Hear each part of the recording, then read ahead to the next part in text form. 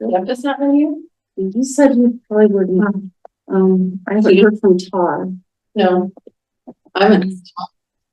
Yeah, Todd's away for June. Oh, okay. He had vacation, but he's Okay. passing it last. Maybe I knew that. And it just didn't stick. Oh, Yeah. Yeah, he did say. is it 6 o'clock? Mike. Yep, 6 up. Okay. Recording, okay. Okay, well, good evening, everyone, and welcome to our June OSAC meeting.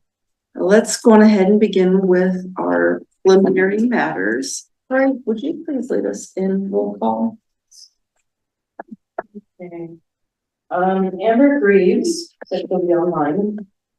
Chrissy Rebecca. Here. Jeff Wade. You told me you wouldn't. Here, Joanne Leary. Here. Aaron Noisy. Here. Michael McDonald. Here. Rita Trainer.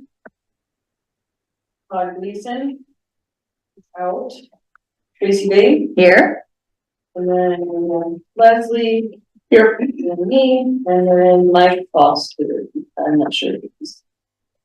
Okay. Alrighty then. Well, we've had a chance to look at our agenda. Are there any motions to change the agenda, amend it in any way? Amber's here. Not seeing any. Let's go ahead and begin with public comment. This is our opportunity to hear from residents about thoughts that they might have related to open space. It's 5 minutes. It's not a discussion, but it does give us an idea of future topics. I don't see anyone in the room for public comment, but do we have anyone online? Okay, let's keep on moving. Let's move on to the town council updates and the staff updates. Okay. So I just have updates with programs and youth steward program. So our youth leader started this Monday. So today's her 3rd day. So I've been with her each day, just kind of training her and showing her, like, projects around town. We're we will be stationed at these different sites around town. And then we're working on the youth steward handbook, like updating that and everything for the kids. We have 8 on the team, so 1 leader and 8 youth stewards. So the stewards will arrive next Monday. We'll start. And yeah, everything's good with that. Weed Warriors, I did want to mention just to make the announcement. I know Rita put it in the discussion board, the forum in the on sit side. So we have seeds to pass out. So there are some new materials that I restocked for the season because some, I know that we need some replacements for some of them too for Rita. And then the seeds are in like either 1 gallon baggie or like a sandwich size. So it depends on like how much you want in the area that you are feeding. So that's up for grabs. It's really along with the tools and everything. Programs. There's a lot of programs coming up in June. So I just want to list them. I won't go into details about dates because that will be a little too long, but we have a program coming up, I think on Saturday. It's with our wildlife ecologist, Ashley Bulock, about coyotes. And then we have another beginning bird watching walk with Dave Sutherland. So he did like a walk with us, I think it was back in March, and it was really successful. I think we had like 20 something people showed up, so high demand, so I brought him back. And then we have the Hunters Education course, that's with CPW. We have a wildflower walk. So this one's a new one. It's gonna be in, is it July? Late June. And that one was introduced from Todd with a ecologist professor at CU. Well, that is really cool. Leading that. So, and then one I just added yesterday because it was finally confirmed. We had this last fall, which was a star party, so it's a astronomy program. And then the winter storm came and it just, it was originally going to be done at El Dorado State Canyon, so I was able to ask the vendor to do one here instead, so it's easier. So that one is, that's gonna be an astronomy program, and they bring all the equipment and everything, and you just show up. But it's a late one, because summer it's gonna be like later night, so we can get dark skies. And then we have a Leave No Trace workshop, and that one is just like an awareness workshop to learn about Leave No Trace principles and things like that. All that is for June, so. And all of these, to be clear, just sign up online. Yes, so it's all on Civic Rec. You just have to make sure you have an account and you register, and it's all free. And the last thing on my list is, this is a new topic, but I brought the report from Boulder County because I was been meaning to contact them about trail cameras and trail counters. So this is their report from last year. You want to pass that around. It shows all the data of all their park visitations and everything throughout the year, even like by the hour, and what was their busiest day of this, the whole year. It's so great. And each of their properties. So I thought that would be something for us to like refer to, because we've been talking about our wildlife camera. We talked about trail counters as well. So I'm in touch with the person. Her name is Michelle Marati. She's the education and outreach specialist down there, and he came up with that document, that report. And so that's Boulder County. That's Boulder County Parks and Parks. Are we in it? Oh, Colton Trailhead should be on there, yeah. Okay, awesome. Each of them shows like a property, and it shows all the data of that property. So Colton Trailhead should be on there. So I'll dive into that a little bit more when I get more information about cost, how it works with like management. Is it something that we can manage, with our team? Just the work that goes behind it and everything. But I just wanted to share that report with you. And it's a lot. Thank you for everything. Leslie. Just a few things. I'll wait to talk about budget, but I did get an update from my high flood district. They are working on the scope and a proposal for revegetation on the Rock Creek site. So, they've actually.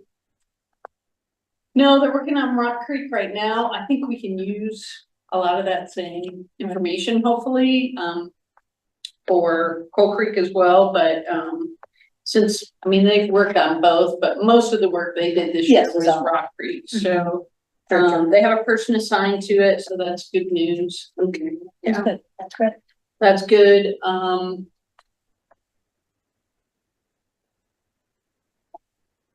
Also, staff internally are working on the consultant RFQ to help us with trail work and kind of a strategy for approaching some of that needed trail work, helping us with the priorities. Cody Ridge parking lot. We're being asked to jump through a few more hoops with CDOT on that, so we have to do 3 more studies. Okay. Mostly related to drainage and stormwater work and cultural heritage. They want all done before they approve the access permit. And it could take up to 2 months to get through all that reporting, which may impact our trace events in the fall. We have to look at alternate locations for those. So it's not anything that's too expensive. It just takes a long time for people to review that information. So I wanted to give everybody a heads up on that. Is there any way that we can work with CDOT to maybe come up with a compromise if it's bumping up to? They're pretty set in their ways. Okay.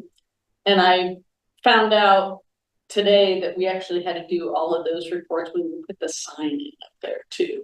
Oh, I see. Back in the day. So it's kind of their standard, but I don't think it was not on my radar, and the folks doing the survey work and the construction documents for us were kind of caught off guard too, so.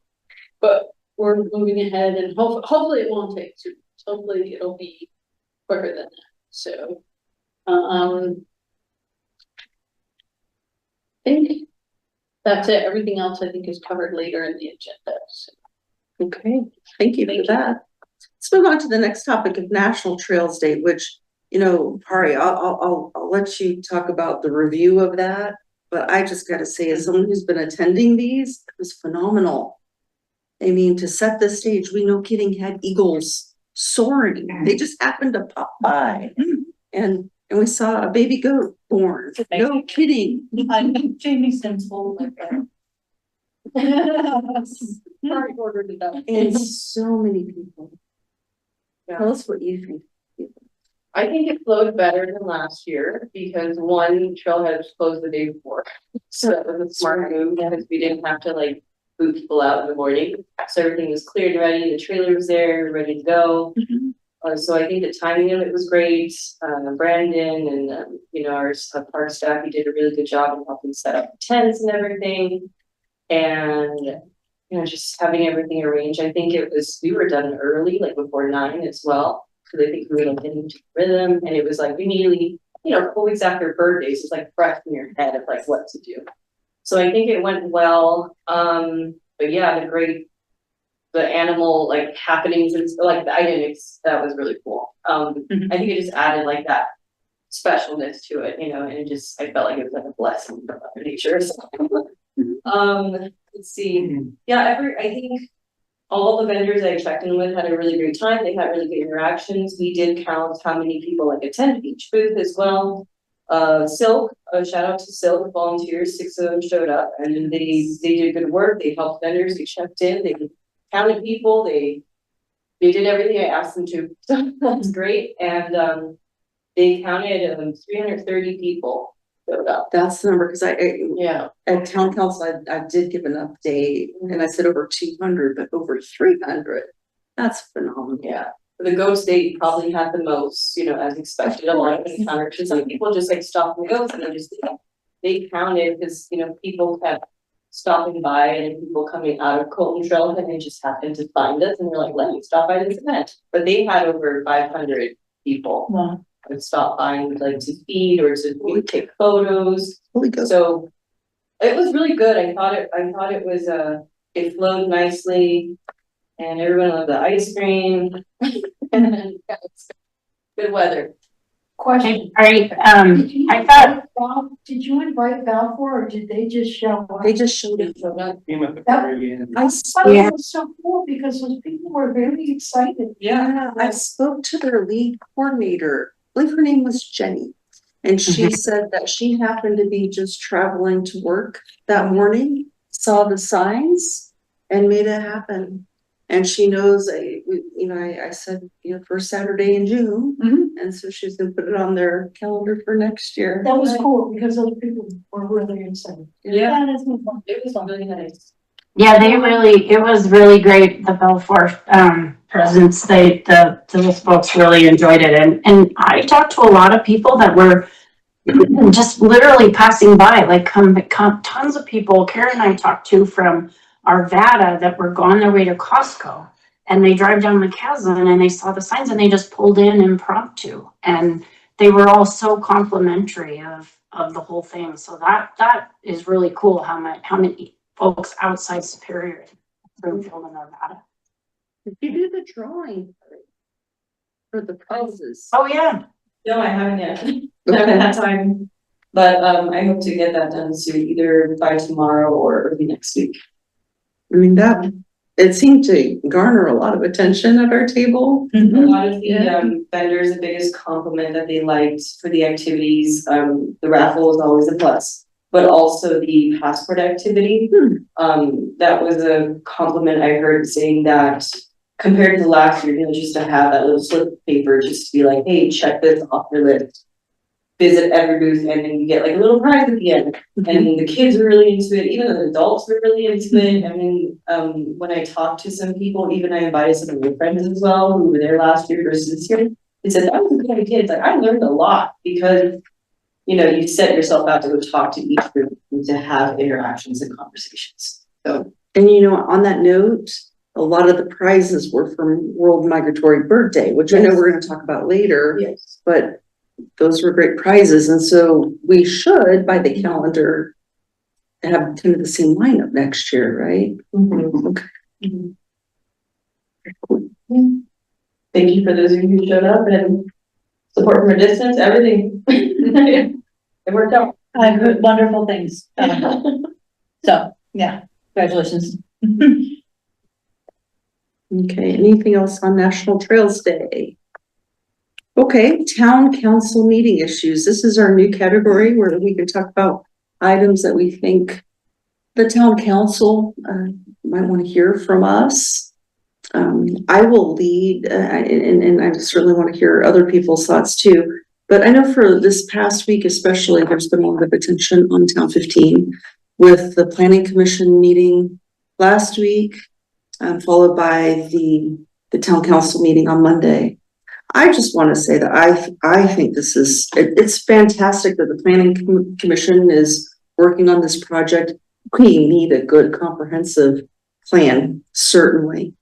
And although the Planning Commission voted 6-2 no to rezone, and Town Council voted to table the topic on Monday evening with a 4-3 vote, I believe, to table it. I don't think that that is something that we should be disappointed about. I really want us to continue to stay focused on what our mission is. And we will continue to advocate and make recommendations to the town council. So I don't see this as a loss for one of OSAC's goals, but I also don't think it's a moment for us to not be engaged. I just don't want us to become the resident group. I mean, we are OSAC, we work for the town. And so as long as we stay focused on that, I think that is good. Rita, I loved your comments about the budget. I will say, I think town council, you know, there is a good chance that they'll come back to us for our thoughts on how OSAC funding could be applied, which I know it maybe doesn't make sense to use open space funds for a town parcel that is already owned by the town. I mean, it's a bit of a disconnect, but we haven't heard the full thoughts on that. So I think we should just stay grounded and wait for the questions that come our way. It was interesting to hear the different thoughts on it. So I do, if you weren't able to attend either of those meetings, I encourage you to go and listen, and you can hear the full thoughts of every member. My general sense of the meeting on Monday night is the town council wants to support open space. They just have all these other competing interests. And so I think that's where we are with it. What do you all think, for those who attended? Rita, those dialed in? I agree. Sarah. I attended the whole thing remotely and listened to the whole thing, and I feel like, despite us not being, you know, representative of the resident voice, I think we heard a lot from the residents that they're very aligned with what our mission is, right? I think we heard that, and then I think that it was a good, hearty discussion with very different views, and we just kind of have to wait until we see what the plan looks like, and keep on our path to you know, promote what we believe in. Yes. It was good. It was very interesting. Thanks for that, Christy. What were you going to say, Mike? Yeah, I thought it was interesting. There was different points of view. It wasn't one-sided. You know, I think that there are some pieces of information that maybe people aren't familiar with, like some history, or the fact that there's been a lot of documented wildlife on that site. Seemed to be like a point that some people weren't aware of. And I think that came largely from planning commission and council members in terms of what wildlife exists there. Right. Yeah, but maybe that's something that we can do better as OSAC to express it. I don't know. Yeah. I know the camera there. Yeah. And that's one of the things that occurred to me is maybe we put a camera down. Great. But it just called out to me, I guess, there's some people who are more educated about the history and what's going on the property right now in terms of wildlife. And than others, but obviously everyone's got a chance to say something even if they don't have a lot of history. But I thought it was interesting because it wasn't all one-sided, so the presentations I've seen in the past. So, I was thinking along to piggyback on what you were saying, I think there is confusion about definitions. And this is where, I mean, we've spoken before about can we incorporate our definitions into the comprehensive plan? And I don't think that's going to happen. But even if that parcel were to become developed, there is an argument that says 40% of it will be open space. But I don't think they're thinking open space. I'm thinking they're thinking park-like or, you know, and so that is very misleading to anyone who might be listening. If there is development, a patch of grass in front of a building, even if it's 40%, is not open space. No. So It counts as the 40%. But I would argue in that case, it doesn't get mowed. It doesn't get, you know, I mean, it's open space. And the requirement doesn't distinguish right. that it can be just green space. So I wonder, I mean, hopefully we'll have future input into, again, what OSAC would recommend for that. So that was a great point. Do you have anything else on that? No, I got back from one meeting and I turned that on and then all the comments started coming up. So it's good to hear. Yes. I went to the Thursday night meeting and talked to a lot of different people who were confused about the designation of, well, what's open space and what's a park. And I think the public needs to be educated on this because they really don't understand the differentiation. It's true. Piggyback on that, maybe that's something that in our agenda, we always have something from communications. Maybe there's something we could have Kevin help us with to help clarify definitions and I think that's an excellent idea because I know our legal is looking into some of those distinctions between open space natural and open space recreation and the funding behind it. And I think there is lack of understanding across the board on that. And it's timely because the planning right to let people understand what these definitions mean. So as they hear discussions about it, at least I can understand what it is. I thought that Thursday evening engagement was fantastic. Oh, then it was well. Yes. I mean, they're getting public engagement, which is good. What other thoughts did you have, Joanne? That was it. The people are confused as to what we call things. What about you, Rita? Did you have any takeaways? For the Thursday night, I didn't attend that. I attended the planning commission and I attended the board meeting on Monday. Is there anything that you'd like to add to this discussion on that?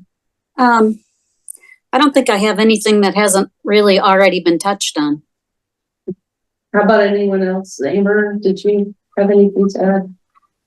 No, unfortunately I've been out of town attending to family business the last week and a half. I just got into town about 20 minutes before this meeting. So it is definitely on my list to go back and watch those meetings. Okay. Well, I can't, does anyone have any other topic that they would like to present to town council? Because in my mind, this is still one of our priorities. And I think we just need to let staff give town council the answers that they're asking for.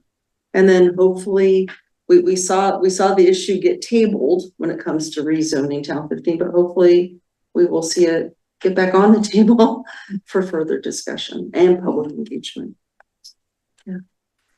Okay. Well, on to budget. We have our slides. I don't know if we're going to be projecting those. How do you want to talk about it, Rita? I would start with the recommendations one. Do you have that up there? We're working on it. Okay. I don't know if you can view it, but it's up on our screen. So. I have it here, so Okay. Can you see it, Rita? on yours, no, but I have it on my own. Be able to share it. I'm using my iPad to look at the meeting, but I have my laptop for looking at the files. So if I'm looking away from the camera, that's why. So I just think, this is the format we've used for the last few years where we outline the budget recommendations that OSAC is specifically asking. And those are things that in some cases are new and in some cases are repeat requests. And to some extent, everything here is a repeat request in that we've been trying to get another staff person, help, labor help, human resources, an FTE if we could, or part-time at a minimum to help Pari. So we're putting in both a full-time and a part-time. We don't have any expectation that we're going to get both, but we are hoping that at least we'll get something from that. And I'm sure that, Leslie could weigh in more on that. And then again, the implementation of the open space master plan recommendations at Coyote Ridge and other locations. We've talked about that before. This is just a continuance of that. I did wonder if the amounts that we're asking for are too little to accomplish much, but given the other asks that we had in the budget, even though that goes to the capital fund, not the open space fund, I was reluctant to change that from the level we've been asking for.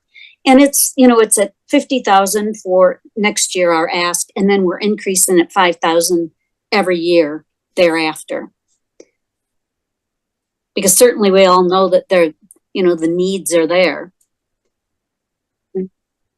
Well, hard to know what the cost may be in the future, right? Because that's why we're getting the consultant to help us. Yeah.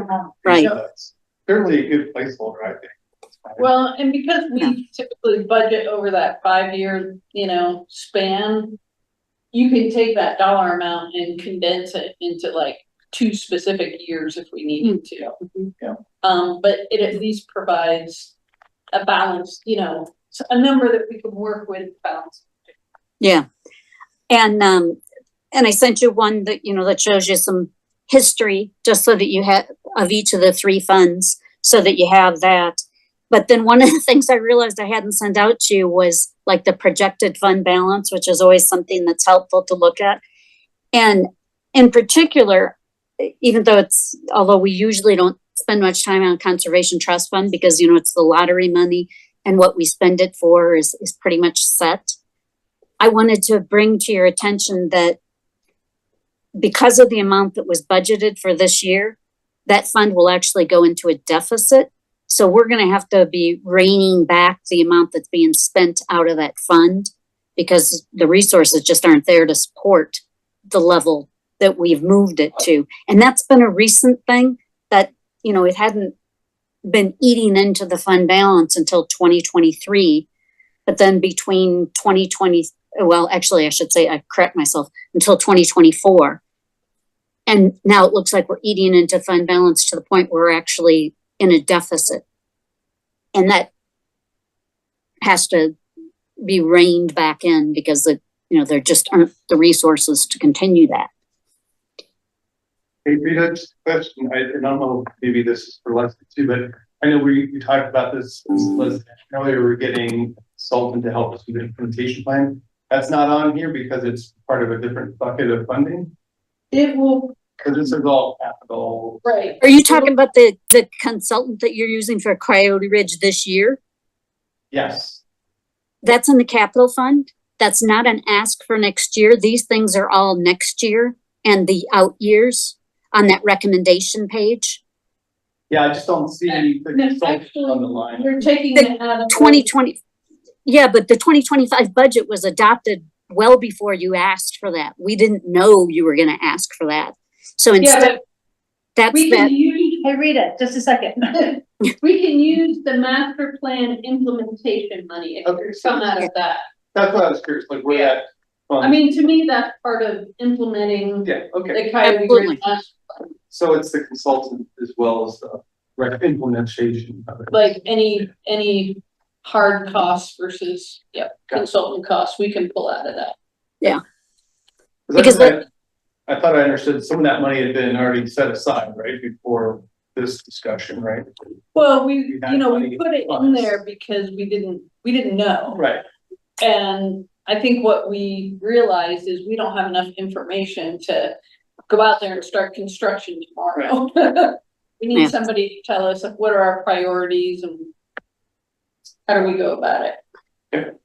exactly. And that, like that exact same thing could happen again in future years. Not necessarily on Coyote Ridge, but in another area, we could be like, whoa, we need to bring somebody in here who knows more about the, is more of a professional in it and can say, here, this is what, if you want to accomplish these things, here's the order in which you should go about it. Yeah. Yeah. And that would be part of that 50, 55 and so forth that's on that line. But the Conservation Trust Fund is one that we need to take a look at what we're spending in there because we're spending beyond our needs, or not needs. The needs are there beyond our means. But that really has very little to do with OSAC, right? Conservation Trust is either pool money or trees. Conservation Trust is the lottery money, which is for open space, which they advertise very widely. But yeah, a pool is Conservation Trust money, the budget we have for Conservation Trust is only spent on pool upgrades and trees, and that's pretty well trees and shrubs, correct? Right. Yep. But it is lottery money. You're absolutely right. Right. And so what I'm saying is that in putting this together, those are the three funds we've looked at. We always look at Conservation Trust, Open Space, and Open Space Debt Service. And I noticed when I was putting together the fund balance, I'm like, uh-oh, we're in trouble there. But the Open Space Fund, and I just sent you that fund balance thing tonight. So unless you have access to your email, you won't have even seen what I'm referring to. But at the end of 2026, we will be going into a deficit in the Open Space Fund. It looks like in the neighborhood of 372,000. This was expected. It's because of the land acquisition that we're going to be doing in 2026, that we already have Leslie, is the correct word, letter of intent? Correct. Okay, we already have an executed letter of intent. And so that's why we put in a high side number to cover all of the costs associated with that acquisition. And we knew this was going to happen. We've been talking about this. It's just, you'll see the numbers in there. What else? And I can shed a little bit of light on that overspending in the Conservation Trust is because we had to make some interim repairs to the pools to keep them open prior to doing the full renovation, just to keep them going. So that will be dialed back significantly, hopefully next year because of that, because we'll be renovating North Pool. Yeah. But if it's all spent on pools and trees and shrubs, doesn't seem like that's really directly money that we are dealing with anymore. Honestly, it's just something that we've been including in our stuff, even though we have no input. We don't have any input to it, to be honest. It's just one of those things that, because the lottery advertises that, it's for open space stuff, which we're using it appropriately. I'm not suggesting otherwise. I'm just saying, whoops, if we're looking at this, I should at least point out that we're in a deficit. Mm-hmm. Yeah, and we did receive a $660,000 grant from GOCO for the rebuilding of the Sagamore and Children's Playground. So we are benefiting from the lottery. So buy your lottery ticket. I didn't know that. That's fantastic. It's great outdoors Colorado, right? Yeah. So any questions about the recommendations that we're making? You did not include operational maintenance, and that's one of the biggest line items on the operations side for open space. I'm gonna recommend a pretty significant increase there, but it's right now, we're sitting at 375,000.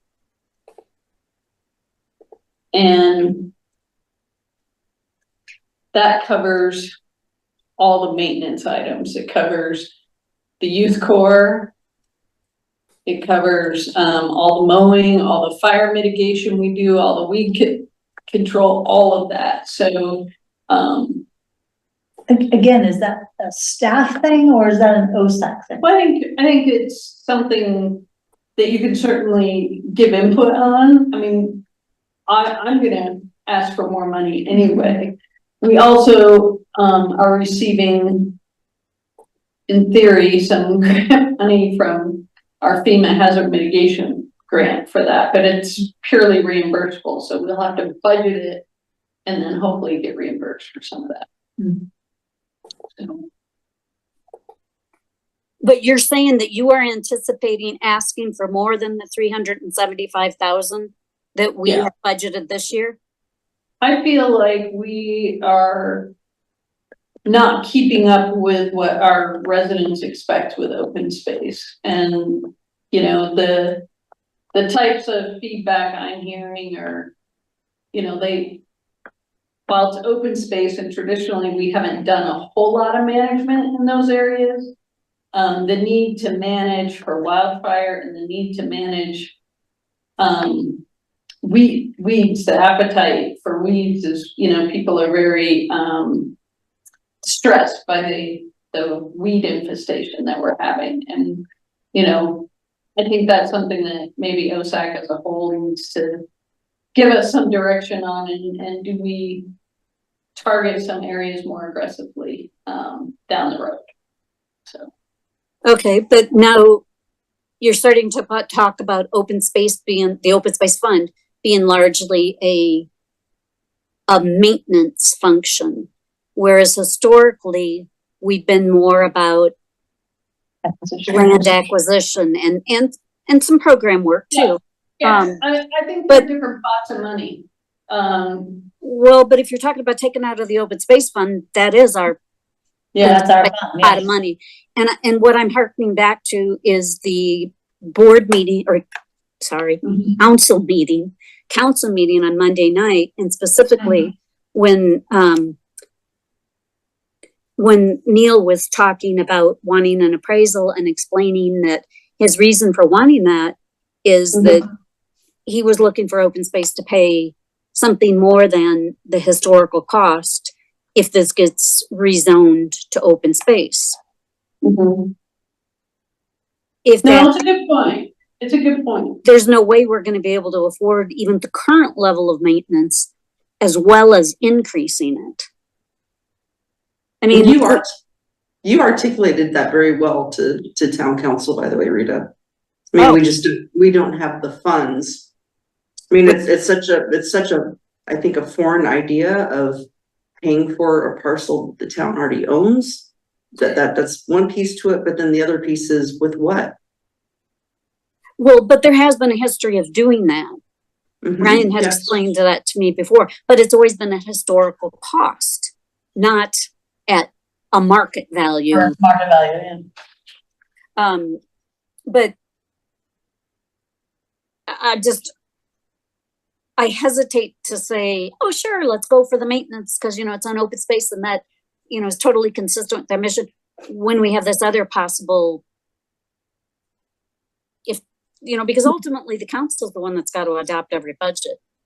They do, and I think it's just that it's an interesting balance for this committee to look at as acquisition versus maintaining what we have and what that means. And do we educate the community that open space is not, you know, our intent is not to manage it to that extent, but there's going to be some management we have to do for wildfire mitigation.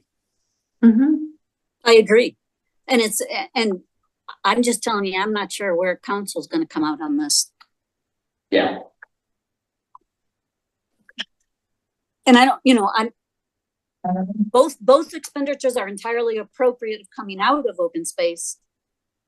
I just don't know where it's gonna go.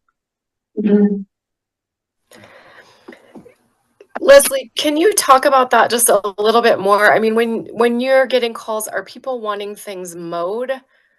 I mean, because this is like a much bigger philosophical discussion about our open space, which you're alluding to. It is, and I think, there's folks out there who, everybody has a different, I think, opinion of what open space should look like and feel Yeah. like. And I think some of the expectation is that there should be no invasive weeds at all. And I've tried to explain to people, that's great. That's not realistic. And then volunteer. Yeah, it's not realistic. And anything before we change shifts? Doing okay? Okay. All right, well, we'll be coming by today. But maybe educating folks to what is our standard in the area is, I mean, currently, the report that we got from the Urban Prairie Project was that they had, what was it, 20% of invasive or 40%? I can't even remember. That's, I mean, and that's good. Yeah. That's healthy, I mean, we'd love to have all 100% native, but that's not realistic. But I think when we have high visibility areas that have a true infestation, especially if it's been disturbed, like. There are areas down by Bull Creek that. Yeah. And I think that's where maybe our responsibility lies first and foremost, or if it's close to their property. If there's a concern that the weeds are migrating into Their backyards. But really, the ones that are highly visible, we do try to take care of as quickly as possible. We had so much rain, the weeds around Olin Road Trailhead just like they just overnight grew like 3 feet, and things like that we'll try and address. But a patch of weeds out in the middle of an open space, we don't have the capacity to do that except through our Weed Warrior program, really. So. And that has its limitations as well. Yeah, it has limitations and expectations, and mowing. There are areas that we traditionally are going to mow once a year, probably, and I think a lot of that is fire mitigation. So you've seen what we've done in the last year. But we also mowed, I think, pretty much all of town 15 once at the end of the season for that. And is that the right thing to do, or is that overdoing it? Or do we create some kind of a border or a corridor that we don't mow? And mowing in the goats, as Amber has brought up, mowing has unintended consequences sometimes, and we do need to leave some unmowed areas to help contain some of our species. Yeah.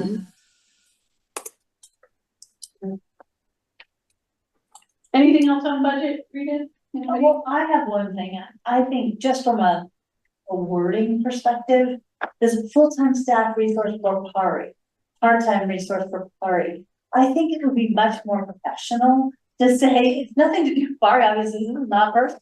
It's just we should be having a full-time resource for open space management, or something along those lines. I don't think it does you or anybody else any favor. Yeah. It needs. I think that's a good point. That's a great point for open space land management. Is it a different classification of ranger No, as a specific title? Okay. I mean, right now we have Ranger 1, Ranger 2, so. That's a great catch. Yes, it certainly is. I'm making the change as we are here.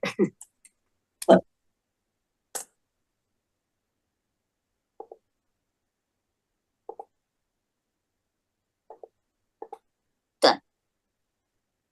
Okay, what's next for budget?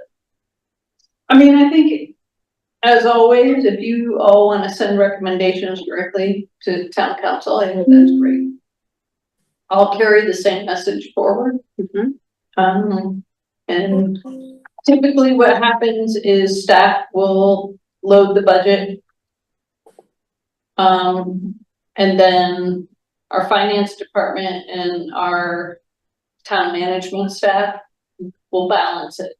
Okay, So some things will get cut out before it even gets to council. sure. And I mean, that's just reality of it. But if there are things that get cut out that you don't agree with, I think you can definitely speak to that. Cause then that will be presented to council and they don't always know what was there prior, so. Oh, that's fair. Rita, we did this last year. Do you want to just work offline and we can write something to send to town council? Sure. Separate from what town staff's doing. We can do that. So, but question, you know, this whole discussion you brought up about the needing to increase the money for management, or do we need to address that? Do we not put that in here? How, where do we stand with that? I mean, it's a whole other can of worms, right? Well, so if it's at 375 and we make a recommendation that it be 450 with the anticipation that that additional cost is gonna come back to us through the grant reimbursement. I think that's realistic. It's not, it shouldn't, in the end, have a negative impact, but We don't have it represented. It's not on our chart. it's not, But does it need to be? it's up to you. It can be as grant revenue. Mhm. So are you in, how much grant revenue are you anticipating to come in? It's pretty significant, but not all of it is open space related. Some of it's right of way maintenance and facility maintenance. So So you probably don't have the breakdown off the top of your head to give me I a don't number. know off the top of my head, but I can bring that back to folks next meeting or email it out. Yeah, you could, just as long as you let me know and I'll drop it in. And Okay. then when we do that, would that be priority number 4?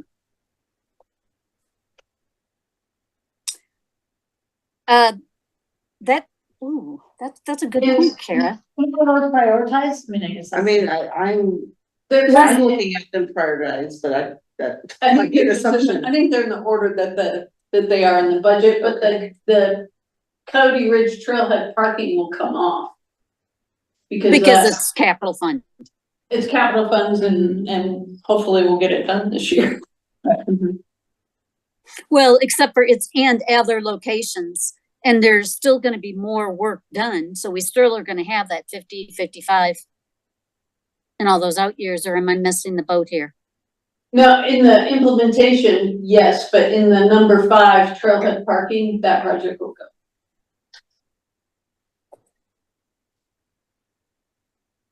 It has no money in it in out years because it'll be done. Are we being asked for? Oh, you're talking about the 2025 one, okay. Okay. I was missing the boat. I was talking about 2026 and you were this year. My mistake. No, that's all. I was just, like, you can save that line. Yep.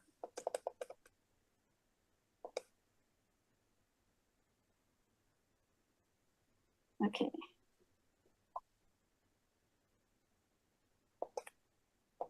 I mean, the rest of the line items are really payroll and utilities. Kind of non-negotiable. Yeah. They are what they are.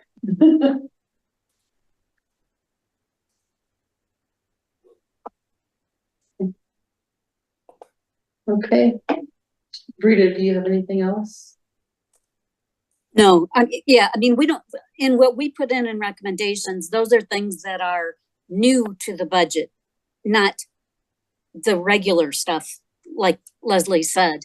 So this little recommendations table is supposed to highlight the new asks that we're putting in.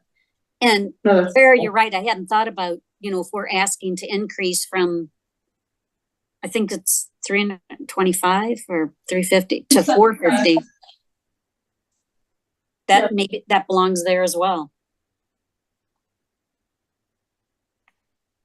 Okay.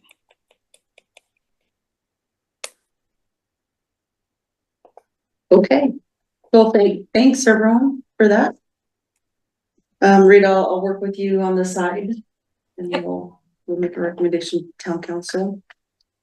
Next topic is open space management plan. I'm excited to hear where we are with that. Well, we've stalled out a little bit and really I think part of it is I think we've been wrapped up in other issues and items, which is fine, and waiting for some of the progress on the comp plan. The next step with the comp plan is they want strategies. So we worked on the goals. I think we got those pretty good. And then under the goals, we'll have strategies. And then under strategies, eventually we'll have recommendations.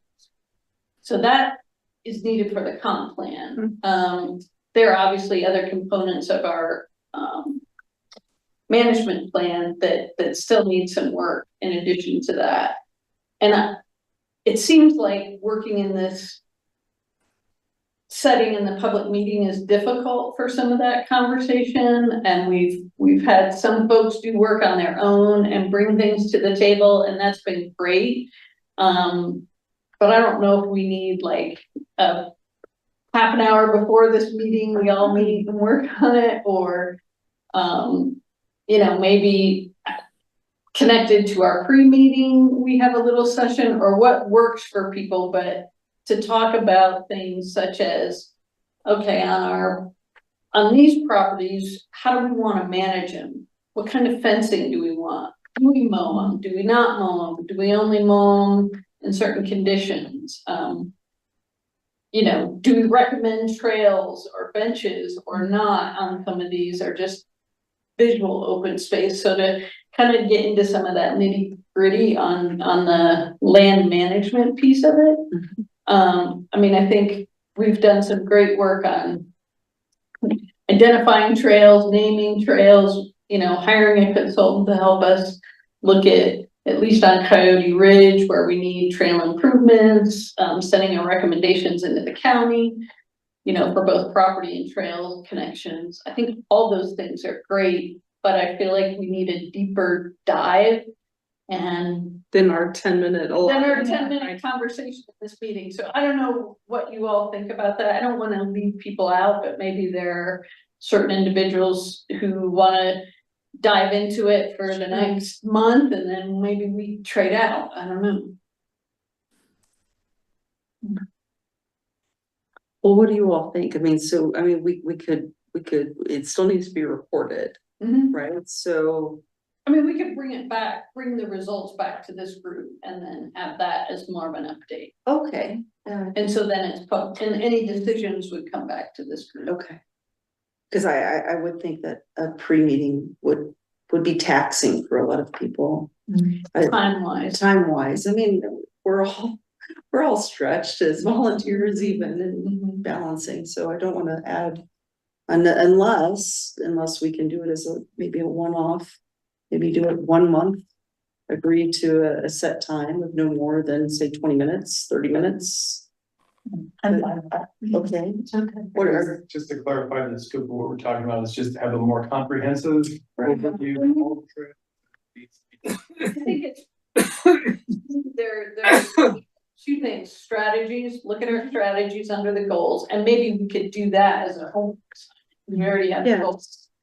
So do that as a homework assignment, but then to look at the properties and say, because that's the old management plan, kind of goes property by property, and it says, are we gonna allow prairie dogs here?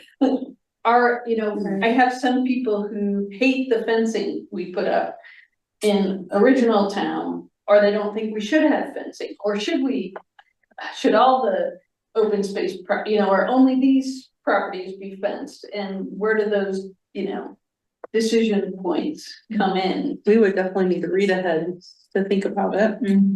Or maybe Mhm. take a piece of property and come back with recommendations on that, and then we say, you know, properties such as this, and maybe we have 2 or 3 that are in the same category, properties such as this, we manage this way. Or assign a property to a person. I don't know, that's just one idea. It would be nice probably to group them as much as we could, Mm-hmm. to say this type of property. And then we would have to know, you could maybe help us understand what the decisions are, mowing, fencing. I don't know, right? I mean, those are the 2 that come to mind. Go grazing. And, Right, you know, just don't know what we're being asked, I think. like, Christy, for you, you're a resident who borders open space. And there are some management concerns about that. Some of them are related to the fire, some of them are related to the rebuilding, but a lot of them are just, you know, that open space that abuts residents, and what's the expectation? Completely agree. Yeah, we would definitely need your input too, because we don't get the public feedback, right? So it'd be easier for us to say, "Oh, we're never gonna mow it." And then you'd be like, wait, you know, all the residents are saying, we just don't know. And right now, what the management plan from 2010 says is open space is not mowed unless there's extenuating circumstances. So, you know, as a rule, it's not mowed. However, you know, but that was pre-fire too, so. And I can take a stab at that and maybe come back with some recommendations. That seems like the best way to go. That'd be great. I think that'd be a good way to get it started. Okay. And maybe, you know, in goat grazing, now we're expanding some of our goat grazing, so we're learning where it's effective and maybe where it's not as effective. So we can make some recommendations. I think it would be a good brainstorming session to get everyone's input on all of these.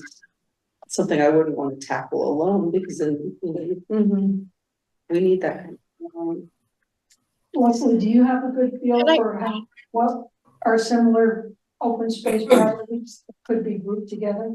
I think some of the areas within the Rock Creek PD that are like those fingers between residents, where some have trails, some don't, but generally speaking, it's visual, open, it's a buffer, you know, and it serves as a wildlife corridor. Many of them do.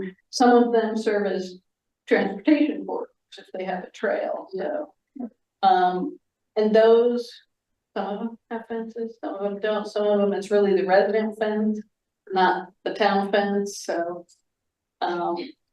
I mean, they're not all gonna be same like for like, but we might be able to pull out some. Yeah, and I think on, you know, from a wildfire perspective, and Leslie, maybe you guys are doing this, but I really think we need to seek expertise in how we maintain, you know, if I know we're doing some things to mitigate, you know, open space risks near homes and things like that, but I really think, I mean, I don't know if wildfire partners or other organizations are being asked to help advise on how we maintain some of the open space, or what, like you and I have emailed about, and this isn't really open space, but it's leftover. There are leftover trees that are seeding all over the place and are way more dangerous than like the grasses and things like that, right? And they're getting a little crazy. And so I just don't know if you guys are seeking expertise on the maintenance of open space as well, because I do think that needs to happen. I mean, we do communicate pretty regularly with the fire districts and with wildfire partners. But there's a lot of focus on residential. Mm-hmm. And there's the information and the, public education on open space is really kind of gone quiet, in my opinion. I mean, I think we're learning as we go, but you do the things that you think are right and you don't know if they're gonna work or not until you have another fire, and we hope we never have to do that. So, I mean, I think we're doing a lot of the right things. Are we doing all of them? I'm sure we're not. But, I mean, if the recommendation is maybe, you know, in addition to a consultant to help us work on trail maintenance and trail needs, we also hire a wildfire consultant. Exactly. Yeah. I mean, that's an option. Mm-hmm. Can I ask a question about our current consultant? Are we, like, I know Carter was at a meeting, a few meetings ago, like, I'm just hearing a lot of like external work that needs to happen. And I'm wondering, like you mentioned, things have kind of stalled and it sounds like maybe that's more due to town priorities, but are we kind of getting what we put out there in the RFP for the consultant that we currently have? And I'm asking that in part too, because honestly, I was a little bit disappointed in our survey.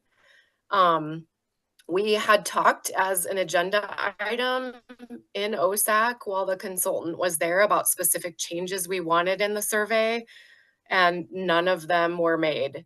When I took that survey, I was really bummed to see that because, I think we had some real specific things, like even in the list of priorities, instead of saying wildlife management, we were going to say, something more about habitat protection. So I guess I'm just asking, like, how are things going with the consultant? And do you feel like, because this would be an area where I would expect that, that was in the RFP, I'm pretty sure. So are we expecting too much, or how's that going? I guess I'm curious. Yeah, I mean, I hear what you're saying, and then, I mean, I think my experiences with any consultant, you have to feed them the information, to a large extent. And, I think, I don't know what I think about that. I think that we've been maybe light on the feedback, the information that has been provided, but maybe we need to ask a little bit more out of them as well, so.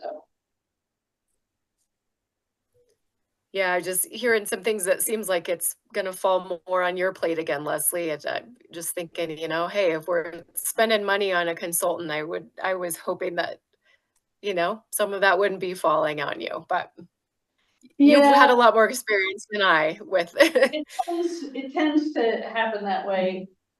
Okay. I mean, I think they're good at putting the report together and Okay. reporting on the data, but the data typically has to come from staff or the community or through survey or, But you said too, like they're not getting, from what I remember, they're not getting too many responses for the survey. well, the survey technically, I think, was gonna close after National Trails Day, and I don't know if we closed it. I think we're gonna leave it a week after National Trails, so it should technically closed, and maybe we need to kick off some more specific questions and do a secondary one. I hate to burn people out. Well, and that's, I wonder if people are survey exhausted. Yeah, right they're now. could be. And not from OSAC, but from just so many other surveys that are out there right now, that it is creating a fatigue. And my husband tried to get into a survey today that said that it was still open and he couldn't get into it. Which one was it, do you know? I'm not sure. Okay.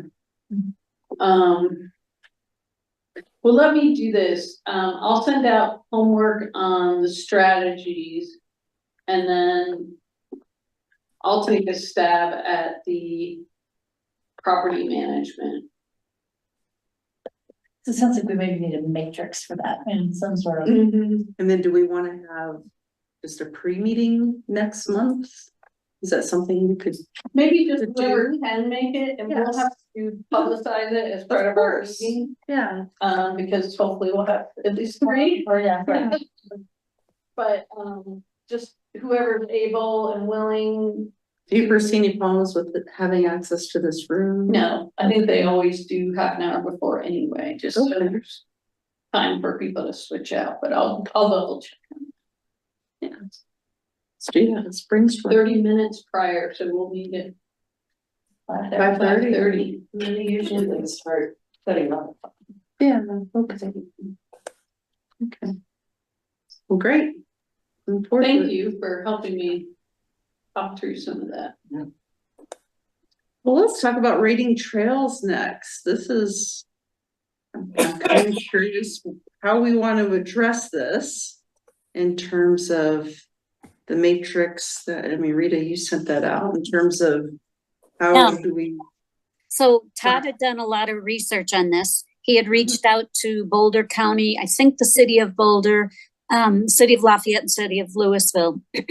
Louisville doesn't actually have a formal like rating system for theirs. Lafayette did. He liked theirs. Boulder County provided some information and he used that and the stuff that when he and I have been talking about the trails and that he and Mike and their work group have talked about, and he kind of incorporated that into this whole outline. So he had it in Word. I, of course, put it in Excel because I wanted it to be able to, you know, if we scored, that it would actually calculate the scoring for us. But what we're looking for feedback on at this point is put on your hat about the property evaluation and, you know, how we were talking about, you know, where are we doing a good job of evaluating the properties? So we wanted to get feedback on this structure. Will this work for trail evaluation? And we're actually looking to, instead of maybe doing the trail evaluation every 5 years, and this is year 5, so it would be time to do it, about maybe having this be an annual thing. So you need to look at it through that lens. Is this something that you could look at and make sense of and go through this on an annual basis? Or maybe decide, nah, let's not do it every year. Let's do it every 2 or 3 years. I just had a question. I mean, I understand the document and scoring. What is the intended use of Yeah. the scoring once it's done? So What is you- the audience? So that when we get into the budget and we're making that recommendation for spending that 50 to 55 to, you know, whatever thousand, what trails are we suggesting would be the highest priority? that's how they used to use it. That was Word. So that would have to be within the scope of anything have to be owned by the town for spending money on it. This isn't acquisition, these are trail, yeah, it has to But- be trails that are within the town. Well, with one exception, like an example is that history trail that's actually on Boulder County land. Yeah, For the most I'm part. not disputing that point. I'm saying like, we're using the output of this scoring mechanism to determine money that the town, we're asking the town to spend on maintenance or upkeep or improvements, correct? That Yes. means it would be town-owned trails. Or, Town-owned property. or we'd have to have some kind of agreement with the landowner. Right, because we're not gonna go like, make an improvement on something that's owned by the city of Boulder and ask for money from the town of Spear. So No. I was just trying to understand, obviously, I mean, that's, I'm being obvious there, but I'm trying to understand what the outcome, output, use of, I don't disagree with the scoring, but that's how it's gonna be used. It's gonna be just to determine how we spend money on maintenance and upkeep and improvements of our own That- trails. Yeah. That was what Todd and I had in mind. We're open to input from everybody, but you know, Todd's point was, you know, we're talking about this trail stuff and what we recommend, but we really aren't doing anything with it. What can we do to sort of move that forward and say to the town, here, you know, we have this money set aside to do, you know, land management in our open space. Here's a trail that we would like. But now I will tell you of I think there are 13 trails that we're going to ask you to rate this year.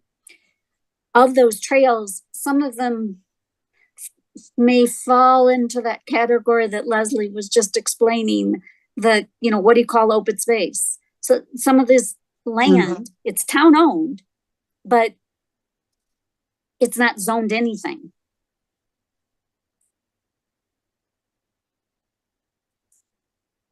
So, a couple comments, I guess. First, you know, thanks Todd for putting this together, but I guess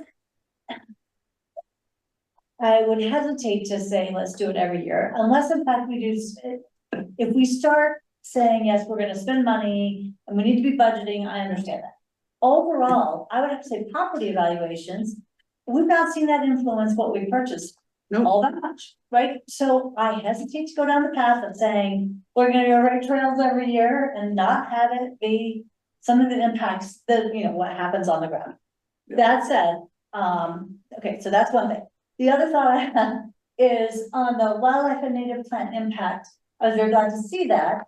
However, it looks like, you know, if you look at connectivity, you'll get a lot of points there. And then, but wildlife and native plant impact, you're gonna get a max of 1 point, or maybe 2 points, right? And so it feels like if you want to protect something, this isn't gonna provide a way to do it.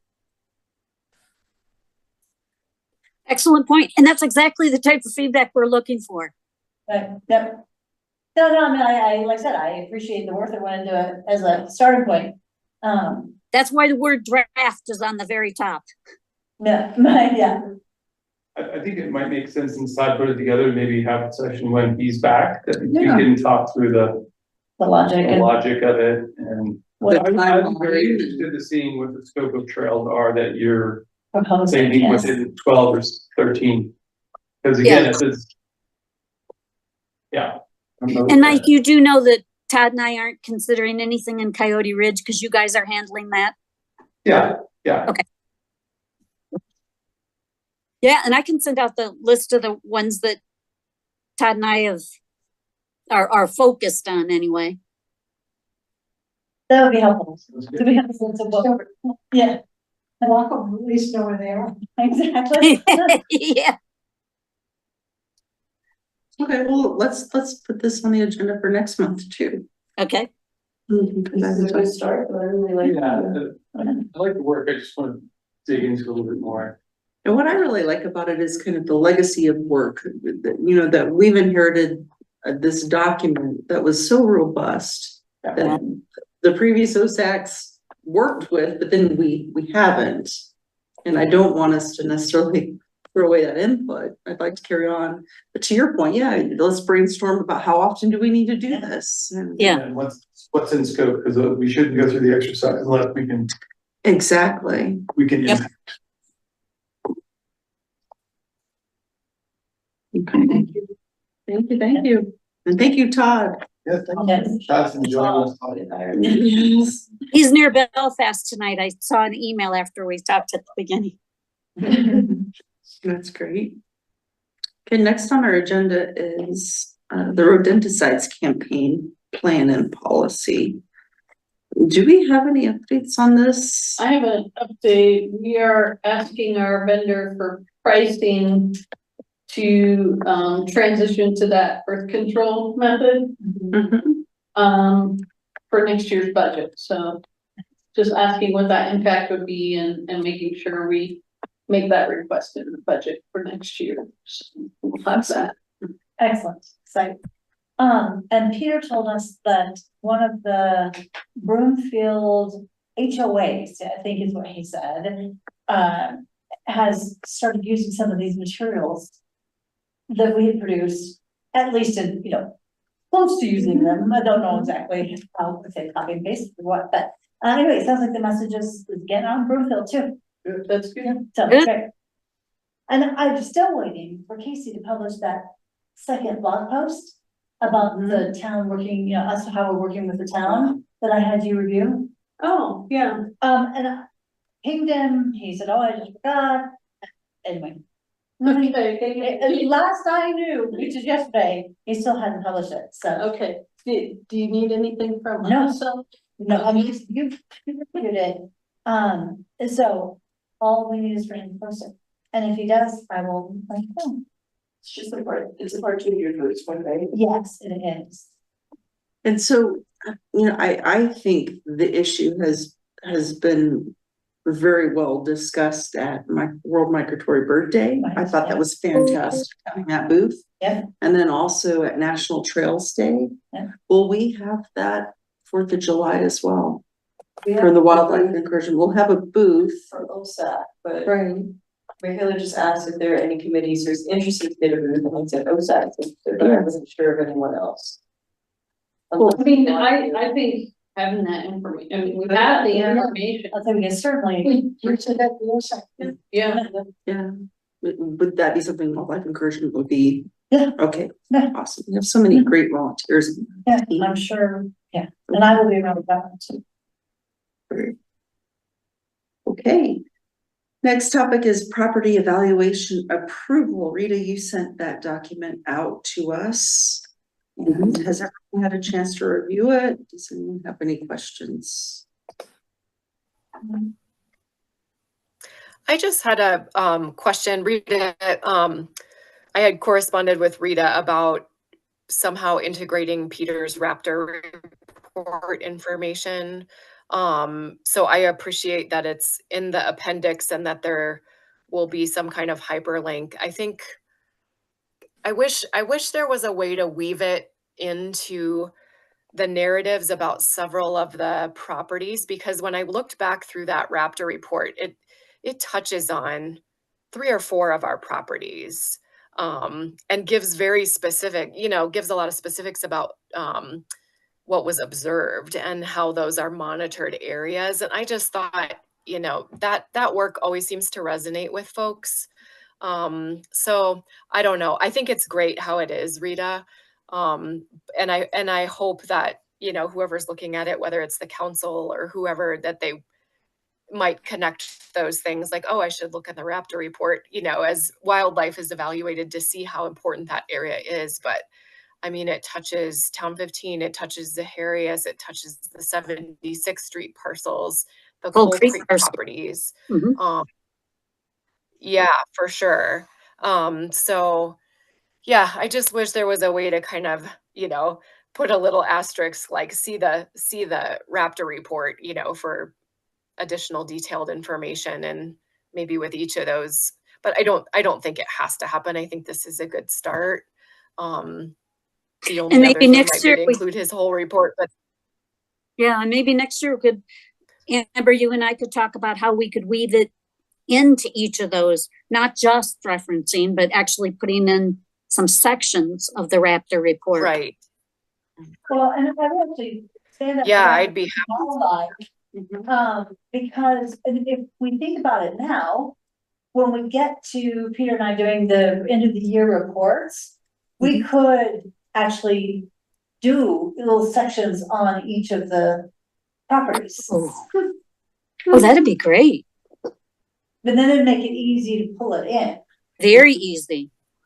And I mean, some of them are gonna be more applicable than others, but I don't think that would be a problem to do that, when we I think come to doing the reports. Yeah. You know what, that would be such a helpful tool just for us as a committee. Yeah. And to your point earlier So about generating work that is perhaps not read or used by anyone outside of this committee. Right. I still think this would be a document that we would use. Right. Yeah. And we use some of those descriptions and, in multiple documents. I think, like town council, some of those people might be like, yeah, I've read the same description of this property, 10 times over the years. I know we freshened up the Zaharias one last year.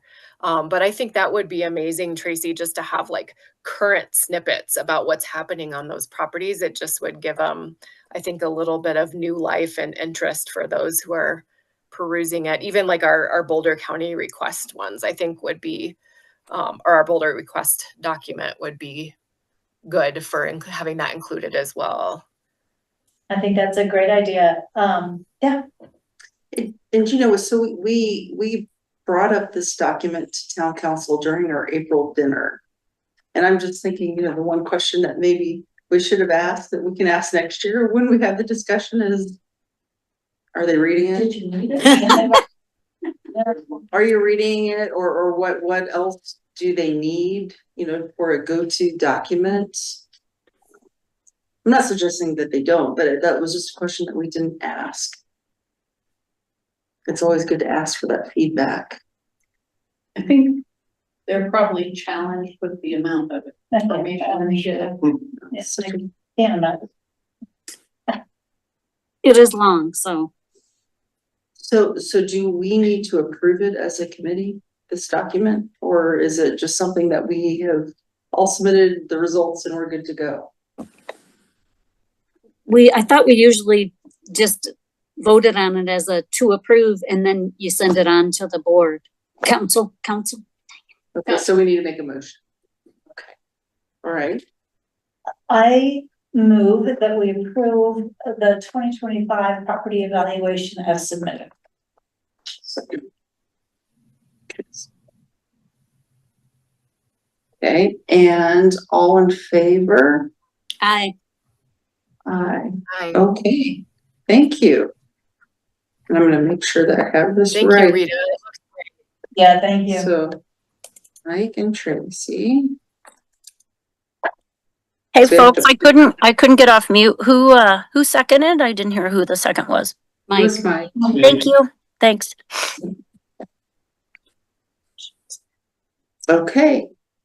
Let's go around the room now for the round table. Let's start online. Amber, do you have anything for the team? I don't. Christy? No, the only thing I was gonna bring up, which I emailed Leslie about, and it's not exactly open space management, was just some of the concerns along the properties that are still not built on, and how those are being maintained, both things on open space and on lots.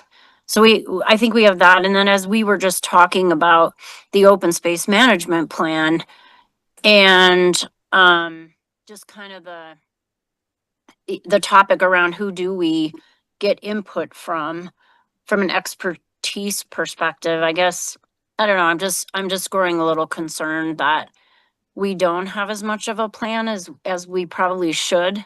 And the fact that we're 3.5 years after the fire and we need, we really need, I think, some best practices and expertise on how we maintain this land and I'm not saying mow everything down, not at all what anybody wants, at least along where I live, or that we certainly don't want, but it's just more what can we do? Do we need to get funding for expertise to come in and really counsel us on what to do?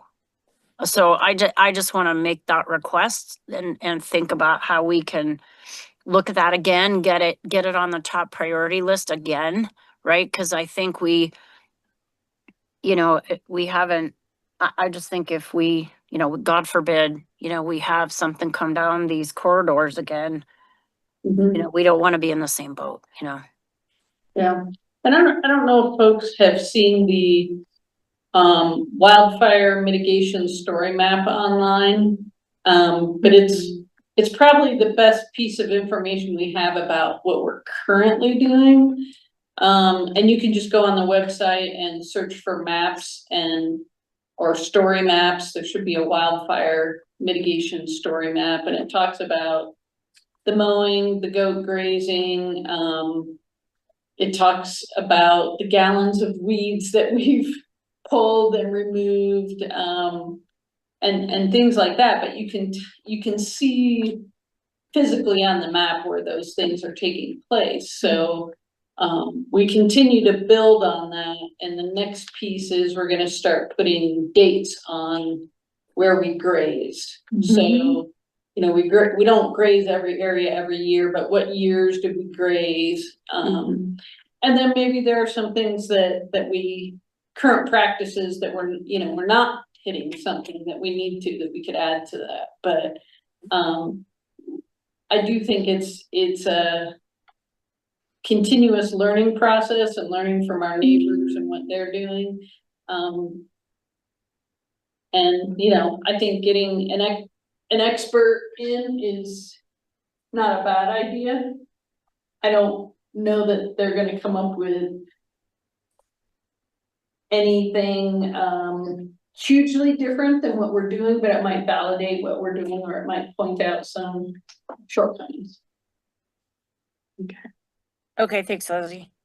And we're looking into the youth stewards maybe helping with your, Trees. your volunteer trees Oh, that keep propagating themselves. Okay, let us know if you need help. We're happy to help. Yeah. Can you send Christianity, you sent some photos of that, can you send pictures of those specific trees, I just wanna see how. the Yeah, size- I sent some to Leslie, but it's been probably a month and a half or so. So I'll send you pictures because they've gotten quite larger and So- more Yeah, spreads. some of them are handsaw and some of them might be loppers, right? Yes, I would think so. Thanks. Thank you. Rita, do you have anything? I do not. Okay, Pari, I just wanna know which OSAC members will be there for 4th of July. okay, Tracy? Kara, Not sure. I'll try to be if we're in town. Okay. I believe that will be, all right. Right, okay, who else? I think I'll be there, Amber. Amber. Rita, yes. Yes, sorry, I was muted. Christy, I will not. So sorry. I'm out of town. okay. And it was really fun last year, so I'm kind of bummed.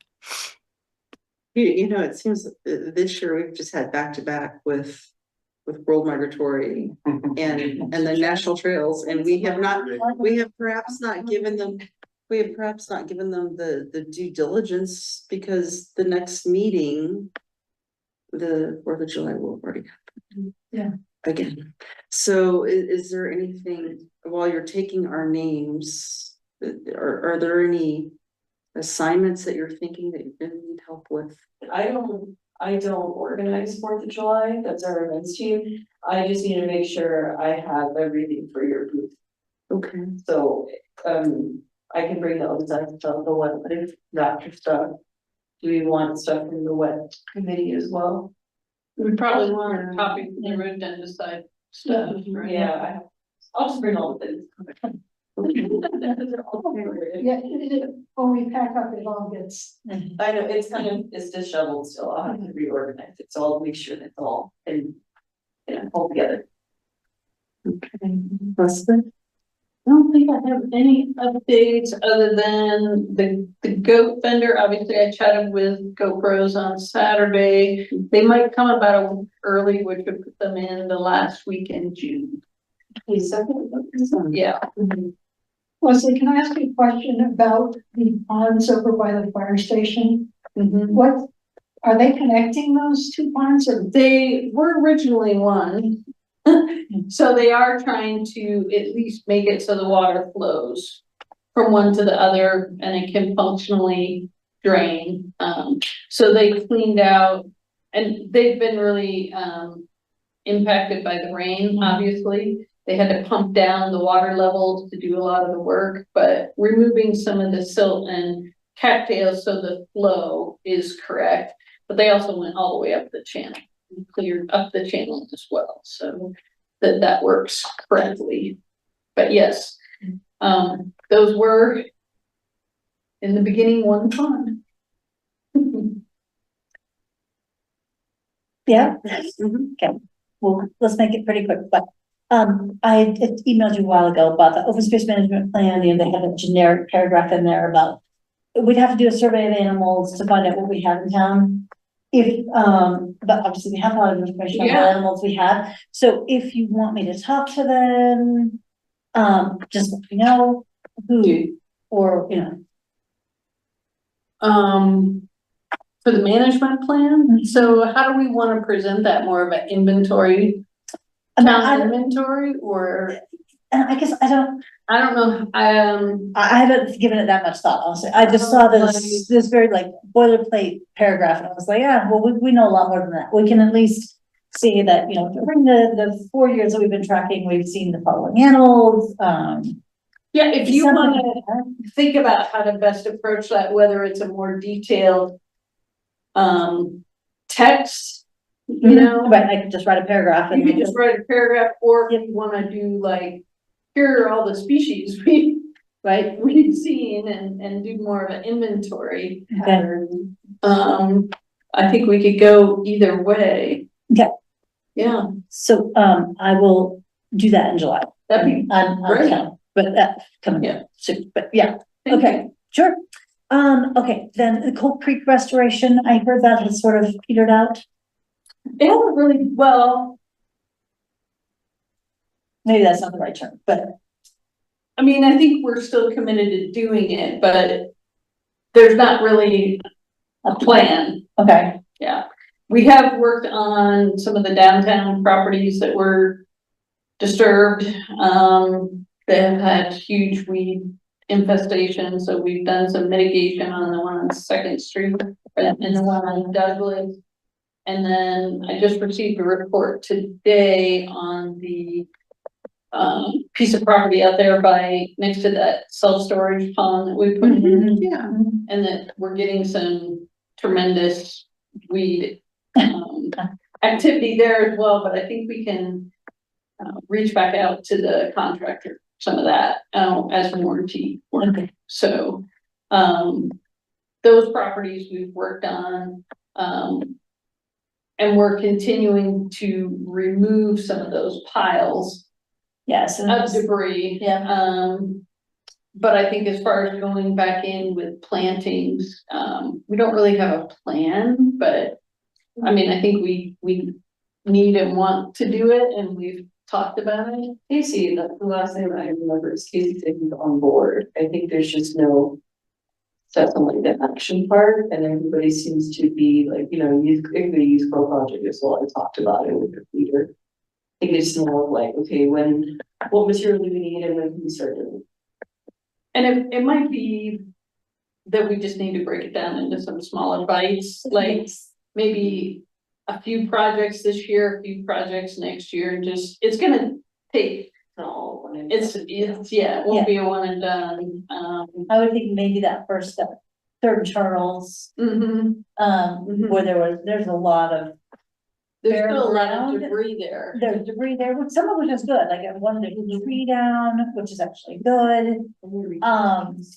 And it was left, so, but, yeah, that might be a good place if we were trying to prioritize a smaller patch. That might be a good one. Well, and that's a good one for demonstration, because people Yes. can see it from the road. It's quite visible, and it's got a lot of air run, so, I think that's an excellent idea. Take those 2 parcels that we yes, purchased, that we just removed a whole bunch of burn trees off of, and make that kind of a demonstration project. Yeah. And maybe we can do more cleanup over the summer and tree plantings maybe this fall. I think we're getting into the hot part of the summer. it's gonna be, I mean, anything that got planted now would have to have a lot of water. Yeah, so maybe we look at for, you know, if we go in there with cottonwoods or what other recommendations, that we look at maybe some fall plantings, but no, I like that idea. Okay, That's a good idea. okay. So speaking of Cold Creek, an interesting thing has come up. There's documented Pebbles Meadow jumping mouse populations along Cold Creek. And we don't know how far east they extend, whether or not they are in Superior. But wanted to sort of get the committee's appetite for doing some work to try to figure that out. Right? They have a very distinctive cutting pattern on the grass if they're there. But to actually confirm it, you have to trap. You have to do a live trap, and they have to be trapped at night and then let go at 6, before at dawn. Basically, you can't have them during the day at all. So I think we did a study as part of the wildfire mitigation grant, because it was gonna impact those areas, and they required that we, and I think Rebecca from Smith Environmental did that, with Smith Environmental is dissolving, but she's being retained by another local firm. I can't remember who, but that, I'm pretty sure that we have some pretty current information on. Okay, So let me see if I can dig that up and see, like, did they do the trapping or did they just do like a document search? I'm not entirely sure. because there are people who are interested in pursuing that. I think it'd be pretty interesting. I call it the jumping. Yeah, exactly. And apparently Rock Creek actually potentially has habitat as well. And it's on Boulder County's watch list for pebbles. But don't know, that's all I know about it. Yeah, So- I know that when they did the bridge too, I Yeah. think they had to do some research on Okay. that. Well, and so that also leads into one of my other points, I guess. And we all know how valuable creek habitats are. I mean, 80 to 90% of all wildlife on the prairie uses the creeks as part of their habitat. And we're starting to really see that with the camera. We have deer down there basically daily, which is really cool.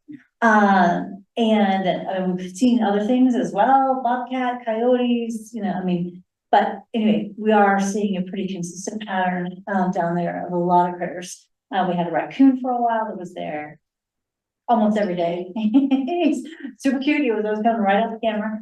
I haven't seen him as much lately, but anyway, that camera location has been very, very productive. But one of the other questions I guess is, do we want to move the camera to town 15? Is there any value for us in putting the camera down by Rock Creek and seeing what's happening down there? I think there might be some value there. So, I mean, it's not that hard to move, right?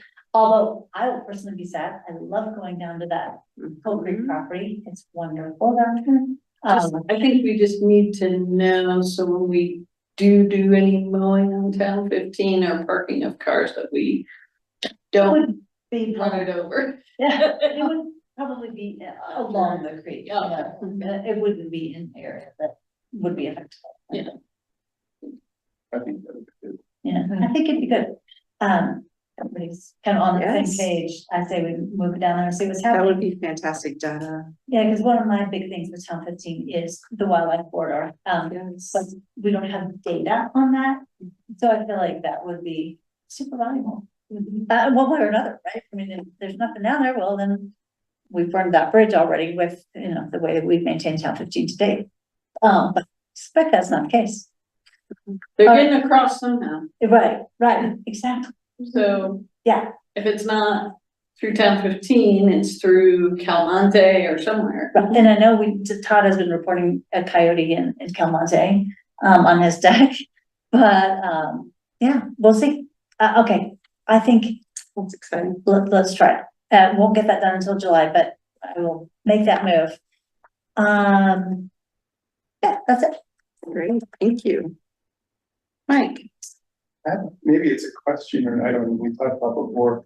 We want to, since this time of the year where people are out on trails, refresh our trail courtesy communications. I know we've got an item here for Kevin, but we probably could repackage some of the things that we did prior. I don't know that things change massively one year to another about how to use trails, but Going to do, in the next hello, there's gonna be a segment on e-bikes, I believe.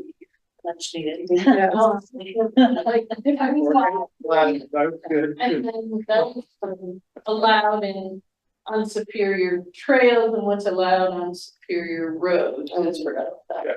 Yeah, because I talked to them a couple months ago, like what has happened. I talked to Erin about it and we went over the details of like how to method. So yeah, 3 classes, everything's detailed according to like state standards, county standards on regional trails versus the road, it's gonna be very detailed and I think they were gonna focus on 2 or 3 more of the Shape Superior things.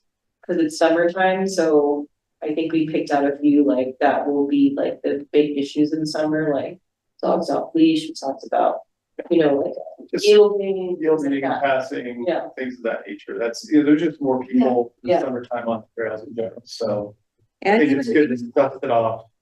It wouldn't take Yeah, much effort. if you had a recommendation, like let's revive the piece on Yeah, I think, whatever. I mean, it's the standard things like, having dogs, passing others, announcing that you're passing. It's all the same themes. I think there were 3 or 4 themes that we did last round. And we could probably just review them quickly and say, do we need to even change anything? Because in my view, Probably not. the rules really haven't changed year over year. Like e-bikes aside, I'm talking about just general rules about passing and maybe not having 2 earbuds and all these things that are perennial things. But people don't know. I mean, is there a section that talks about pedestrians always having the right of way? Yeah, I think we That's the did. only- My recollection is we showed that the signs that showed who had the right of way, the triangle signs that you see. And maybe that could be just a Yeah. recurring theme in the communications that people know, like, if you're a walker, you have right away. Yeah, we had all that in there. I don't see why we couldn't just Yeah. rotate through all the same stuff we had. It's easy to recycle what we did because Yeah. it has changed. Good, because that actually just happened to me today. A kid came up from behind me on a bike. It was great because he announced himself. Yeah. But where is someone who's mobility challenged supposed to go when they're already on the sidewalk? Mhm. But I think that coupled with the e-bike thing, education is really good, because a lot of times people think e-bikes is like one monolithic thing, and they're certainly not, so.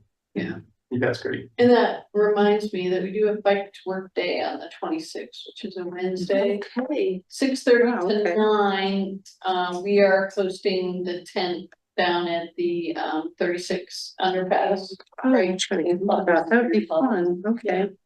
I think they're gonna have some goodies there, Yeah. if you just happen to ride by and. Okay. June 26th? And Mike, I had mentioned to you at National Trails Day, the gentleman had come up to the OSAC booth. It was when you were out leading the bike ride. But he was interested in having some of the exact same information that you're talked about, but having signs put up like mid-trail.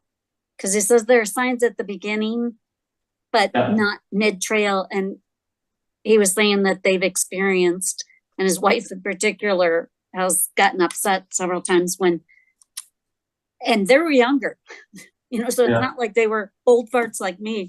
They were younger, he was, I don't know, maybe in his 40s. And he was saying how they had this experience where people in bikes coming by and not announcing or doing a bell or anything and not yielding to the pedestrians. I've seen it, especially at paved paths that are inside, because you have people with strollers there where you don't typically see that on dirt, single track, things like that. So that's why I've seen that type of signage where they'll remind people of the rules for passing or what class of e-bikes are allowed and not allowed. I did a bike ride in Vail on the bike path, and they were specifically saying, class 3, like, oh, that's interesting. And so I've not seen it really on open space. I've seen it on the paved path that go all You through tend the to have more property. conflict. That's where you have more conflict for sure, but I think they can be complementary. And you could certainly consider doing more of that on the paved path, but the trail courtesy, I think, I don't know that people really want to be out in open space and see too much signage other than wayfinding signs. Yeah, and I don't know in particular where they were experiencing it. I wasn't asking him that. I was telling him to reach out to you, but I think he left before your bike ride was over. It'd be good to clarify where it is, right? Because whether it's open space or it's on a paved walking path somewhere. Yeah. It's probably different, so. Awesome. Okay. That's it. Joanne. Yes, the wildlife encouragement team met and did some soul searching last week. We're trying to, figure out how we fit. And this is what we came up with. We really, if we need new signs eventually, we'd like to be the wildlife and habitat encouragement team. Okay. Here's what the verbiage that we came up with as who we are. The Wildlife and Habitat Encouragement Team is a group of volunteers who share a common interest.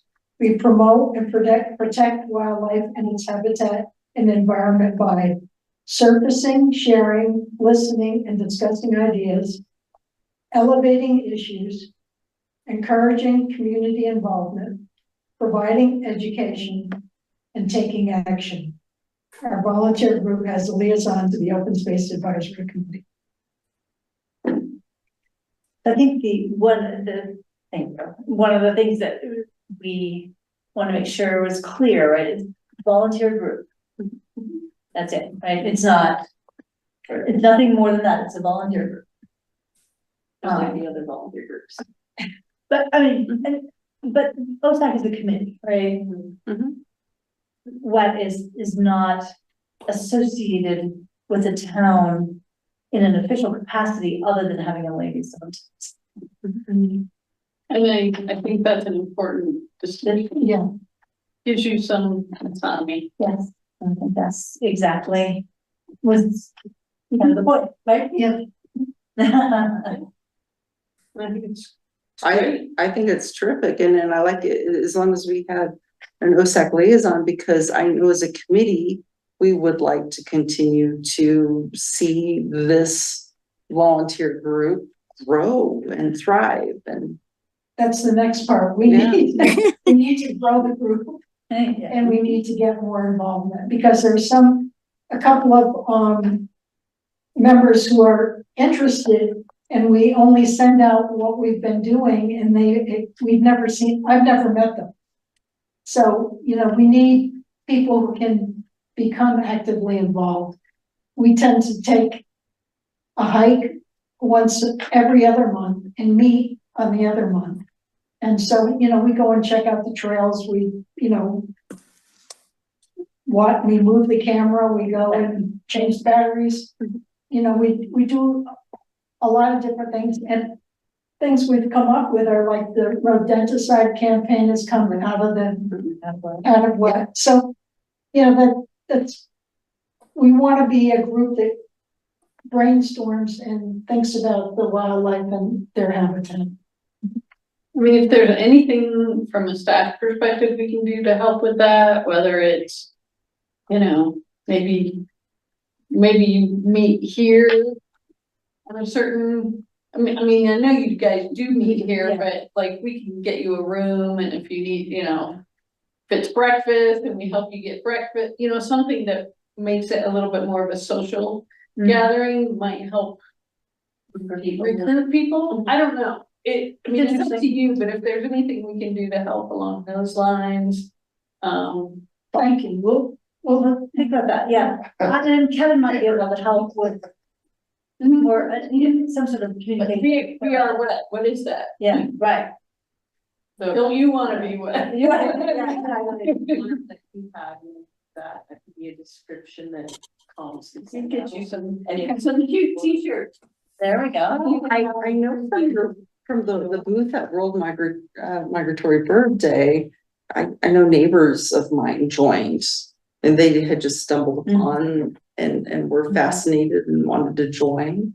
So let's maximize those opportunities too. The July 4th coming up, and we could even ask Ashley to help us put together a speaker series on wildlife, and it doesn't mean that she's doing every one, but maybe we come up with a series, and maybe Peter does one, and maybe somebody else does another one. Just do, have Peter do one and Ashley do one, and Cause I think, the speaker series for the comp plan is getting some good traction. Top plan's not a really good thing. So, No. Necessary. People haven't. I don't know. That's interesting. thank you, Joanne. You're welcome. And Tracy on that. For me, I just wanted to clarify, well, Rita and I are here as well. I have on my calendar that we have, Rita and I have a meeting with the planning department on is it next week? Is that still happening? I don't know. June Rita, 16th?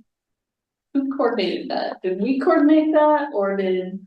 I You all think coordinate it we with were looking to planning? you to coordinate it, but I could be wrong. Let me It look was- into that. It was you guys coordinating it. And I'm trying to find it on my calendar, the exact meet with planning is at 3 PM on the 16th. We That's talked what I about have that as in our well. pre-meet. Yeah, so if you could just let us know, Leslie, I'm gonna send an email right now. and then Rita and I will have our pre-meet with you on the 24th. Meeting with At 2 PM. 2 PM Yes. on what date? On the 24th is the OSAC pre-meet. It's 3 PM on the 16th with the Yeah. planning department. 3 p.m. with planning. Okay. And then the pre-OSAC meeting. Yeah. No, I don't have anything else for the group other than you guys are awesome. Reminders, we've already talked about the July event is coming up.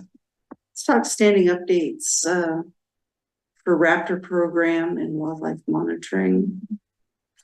So Raptor, we've been seeing a lot of red-tailed hawks and Cooper's hawks. The Cooper's hawks have actually sort of rebounded, which is really nice. There's one nest of 1-year-old juveniles, which is nice. So yeah, Peter was encouraged by that. And I know Christy sent over some cute pictures of the birds. Cell Yeah, tower, they're more active every day. which is great. Yeah. So yeah, that everything continues to go well on that program. And then on the wildlife program, I did do a walk with Heather, with Peter Craycroft, and that was nice. That was a follow-up after the town council. She mentioned that at town council and said she just really enjoyed it and encouraged others to do the same. Yes. And Jen was going to go with us, and then that just didn't happen. But anyway, it was very pleasant, and I think good. It's good for everyone. I've also been in contact with the principal at Superior Elementary about potentially taking the wildlife monitoring program and or assuming the raptor monitoring program into the school.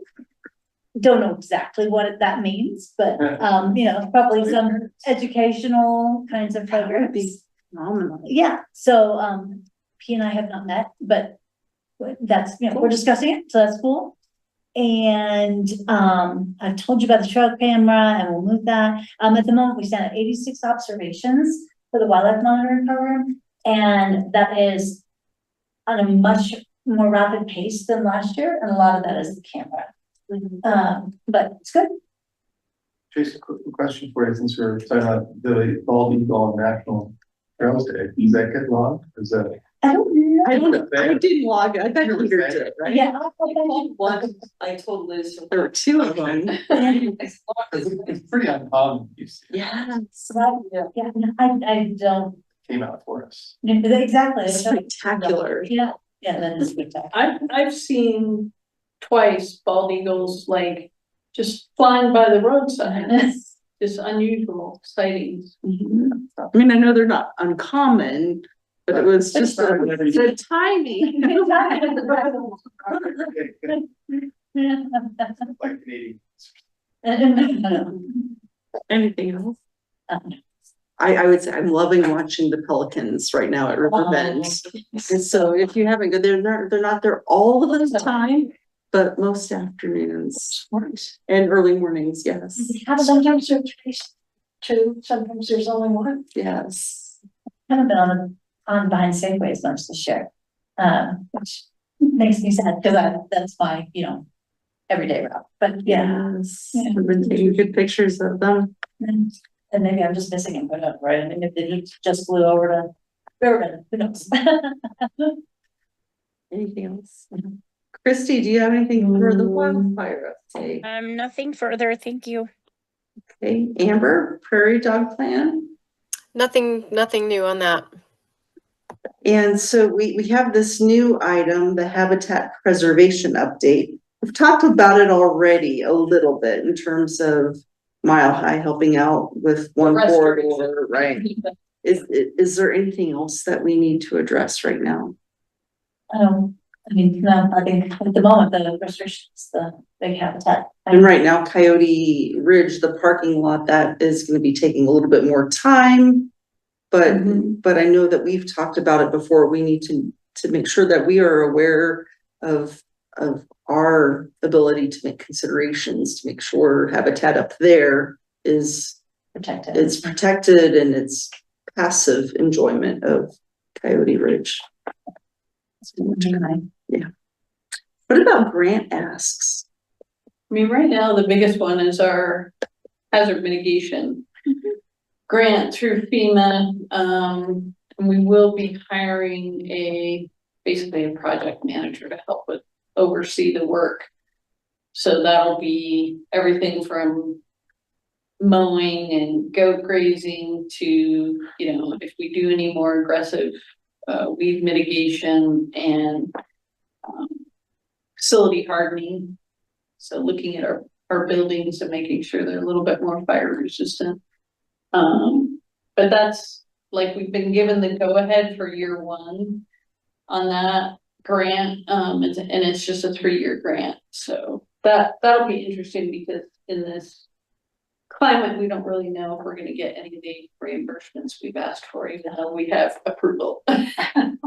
So it's kind of an experiment. And other than that, we got the small resource central grant to do that little xeriscape garden in Founders Park. It's not an open space, but it is, I wanted to see that. you know, hopefully a connector to our pollinator gardens. So Pole Creek Crossing neighborhood put in their pollinator garden. This is basically within that 150 whatever feet, you know, that pollinators travel across the street. So it's another connector for them, hopefully, and that just was hopefully finished today. So that'll be another interesting little project. So other than that, I don't have any grants on that. And Right. communications update, we've already talked about several programs that are gonna be advertised. The trail courtesy thing, that we can get on their Kevin's radar. That's the, put it back in there. Well, that concludes everything we have on the agenda. I just want to thank everyone for all of the great work that you're doing. It really is impressive when you think of the scope and the reach of so many individual programs that you're working on behalf of this committee, and it's a lot of work, I know, but it's incredibly impressive. So thank you. Thank you. And we will see you 4th of July. Yep. Take care, everyone. Bye. Bye-bye. Hi. Bye. Question. With that, like your work day?